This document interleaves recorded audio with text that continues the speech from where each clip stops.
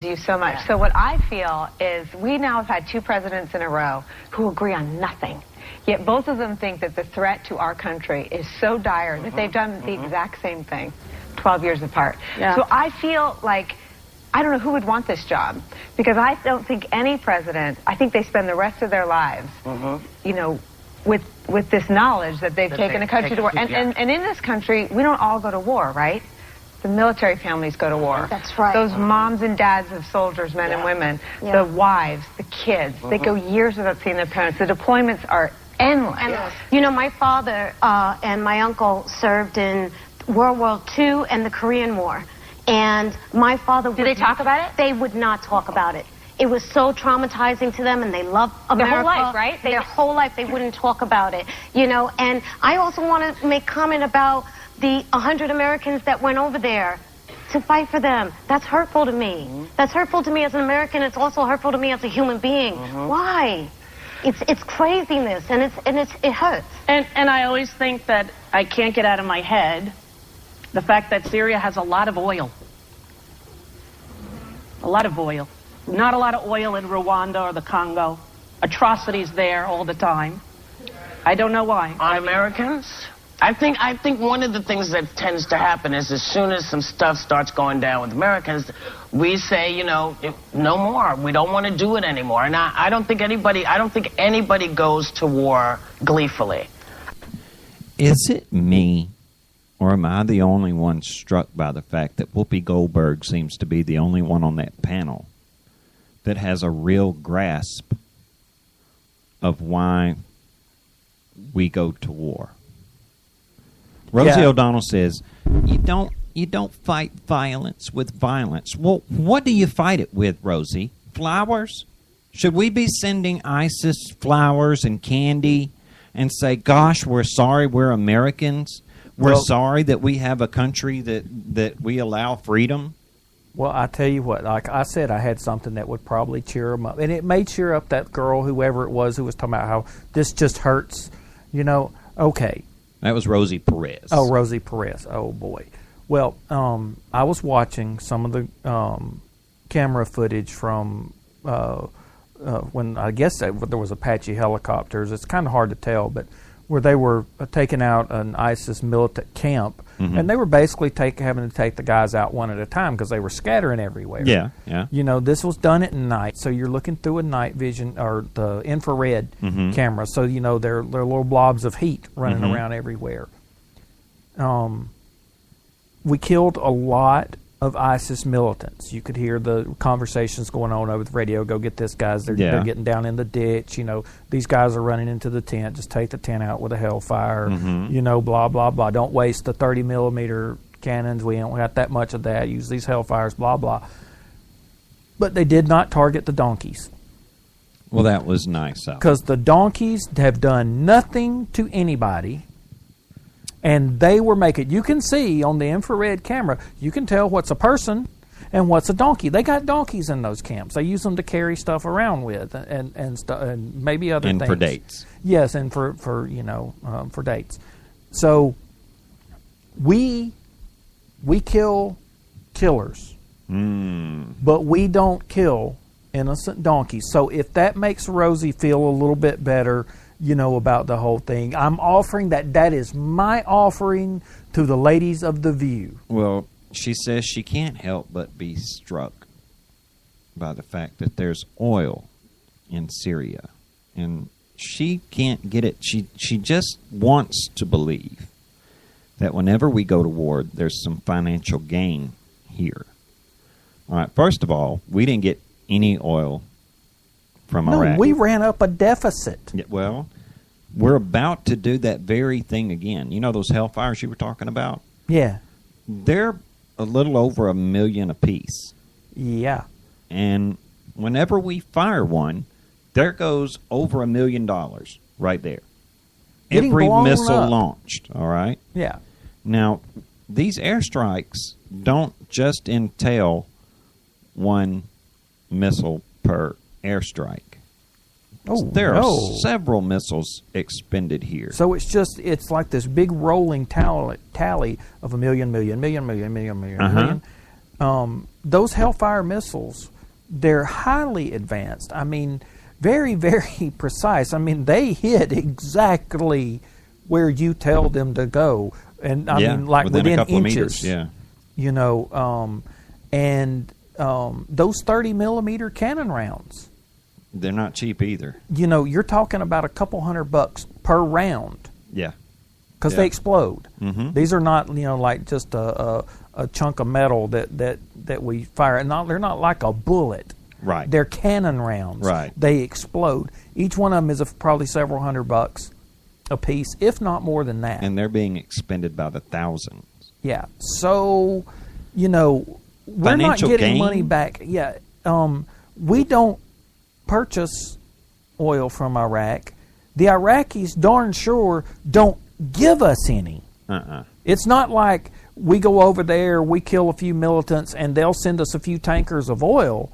No. See, that's why it's so important to get these other Arab nations involved in this sort of fight and conflict, because we are expending our blood and our treasure in these battles and even these airstrikes, even though we don't have boots on the ground. Okay, so there's one expense that we don't have, but these Hellfire missiles. Marty, do you know what kind of fuel they use in the Apache helicopters? JP5, JP4, something like that. Okay. Not cheap. Yeah, I was going to say, correct me if I'm wrong, but nobody gives that away. I don't know how much that stuff is a gallon, but I would be willing to bet that it's a little more than $3 a gallon. A little bit more. You know, the Apache helicopter, if that was all that we were using, if it was only Apache helicopters, okay, they, instead of miles per gallon when it comes to fuel consumption, it's more appropriate to think of it in terms of gallons per mile. Or because gallons per minute. They're jet engines that are on those Apaches, not just the rotor, but they have jet engines. Jet engines work by dumping fuel into a channel, and partially here, I'm kind of, oversimplifying, but you basically throw a bunch of fuel in there and set it on fire. Yeah. Okay. And there's a fan going. But the fuel is just being dumped and dumped and dumped and dumped. So, I mean, we're consuming fossil fuel at an enormous rate and in not military. Getting any back. Yeah, and it's not like Saudi Arabia is going, hey, tell you what, you go blow some of these guys up and make sure they don't threaten Saudi Arabia, and we'll give you guys enough oil, to run in your helicopters and your airplanes and take some home with you. Yeah.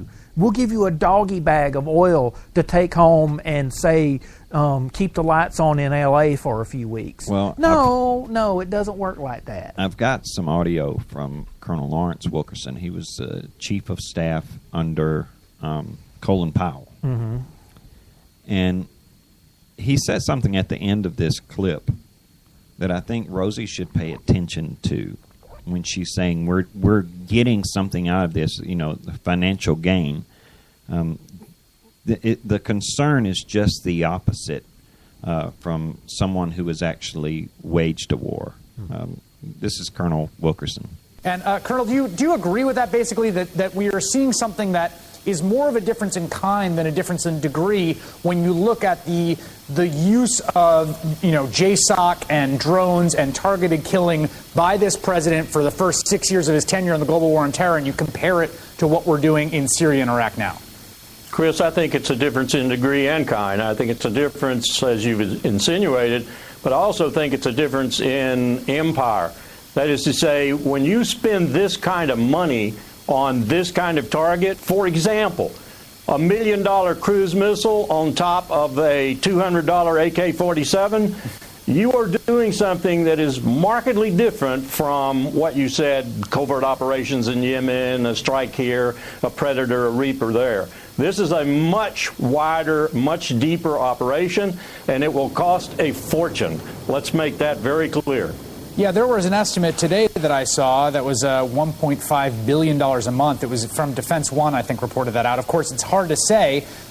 Where would the money for this come from? Is this going to come from this sort of contingency fund that gets passed every year for this sort of broad category of these operations? I go back to Barbara Lee's comments. I was reminded of James Madison. James Madison saying, in effect, that when you entrust the war power to the executive, you invite a state of perpetual war. That's the phrase Barbara used. And that's essentially what we've had since 2001. And this is a very expensive state. In fact, if you look through history, empires have foundered on the expenditures necessary to fight wars like this on their peripheries. Did you hear that? Mm-hmm. Empires have foundered. I can give you a modern-day example. The Soviet Union could arguably have been called an empire. They fought a never-ending war with the Afghans. Mm-hmm. It broke them. Yes. It literally broke apart the Soviet Union because they could no longer afford to maintain the union of those Soviet states based on their expenditures. And we're talking about a more modernized form of warfare, which doesn't necessarily involve the tanks and the boots on the ground and things like this. You heard Colonel Wilkerson there saying, you weigh $1 million cruise missile with a $200 AK-47. There's a stark difference there. Mm-hmm. And we should have some sort of financial gain at the end of this. By all rights, we should get possession of some of that oil or some of those oil refineries that we liberate from ISIS, because we've had a few airstrikes on some of those oil fields there. By all rights, we should be able to take that oil as payment. Yes, for what us, we're doing. Ridding the nation of Syria of these ISIS terrorists or these Khorasan terrorists. But we're not. We're getting nothing out of this. We just like with George Bush, we got nothing out of Iraq except a headache. And we bought some time for the security of the United States. I mean, that's what the war in Iraq and the war in Afghanistan was about. It wasn't over money. It was over security. We were being attacked from bases in those countries. Mm-hmm. Now, that's if we do anything in the Middle East or in any other country, if we take any military action, there should be a clear and unmistakable benefit to us as Americans from that expenditure of blood and treasure. Okay, it should be buying us. If we're going to spend, then what we should be buying, if it's not more treasure, it should be security. Now, how are we being made more secure by what we're doing? It's not that I disagree with taking out ISIS, but, and here's another thing. I know this is kind of off topic, and you and I hadn't even talked about it. Generals, serving active duty generals, are going to the press and saying we're doing this wrong. Yeah. Ray Odierno is one who's saying we have to put boots on the ground. You can't win this conflict from the air, and we can't win it with drones. The only way to really prosecute this war and actually win it and win something that is a benefit to us is with boots on the ground, with our Spec Ops troops. Well, the president seems to think that we're going to, in his 40-nation coalition that he's yet to name, more than 6 or 7 nations. But in that 40-nation coalition, he seems to be under the impression that they're going to put their boots on the ground. But as of right now, I see no willingness on any other nation's part to do that very thing. And you know, you and I think it's a no-brainer to rely on the wisdom of generals who have actually